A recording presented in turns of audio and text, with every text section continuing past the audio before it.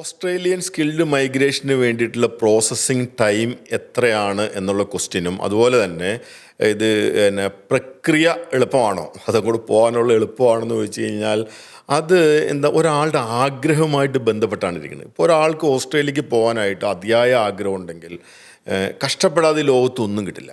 ഈ ലോകത്ത് ഒരു സാധനം പോലും നമുക്ക് കഷ്ടപ്പെടാതെ കിട്ടില്ല. നമുക്ക് ബിരിയാണി കഴിക്കണമെന്ന് ആഗ്രഹം ഉണ്ടെങ്കിൽ വെറുതെ ബിരിയാണി കഴിക്കാൻ പറ്റില്ല.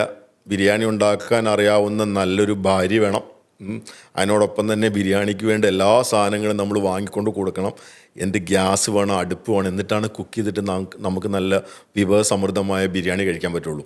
ഇതേപോലെ തന്നെ ഓസ്ട്രേലിയൻ മൈഗ്രേഷന് കുറച്ച് ബുദ്ധിമുട്ടുണ്ടെങ്കിലും അതിനെ നമ്മളൊന്ന് ഫോക്കസ് ചെയ്തിട്ട് എനിക്ക് എങ്ങനെയെങ്കിലും ഇത് വർക്കൗട്ട് ചെയ്തെടുക്കണമെന്ന് ഒരു കാഴ്ചപ്പാട് മൈൻഡിലുണ്ടെങ്കിൽ അവർക്ക് ഈസി ആയിട്ട് അപ്ലൈ ചെയ്യാൻ ഓസ്ട്രേലിയയിൽ എത്താൻ പറ്റും.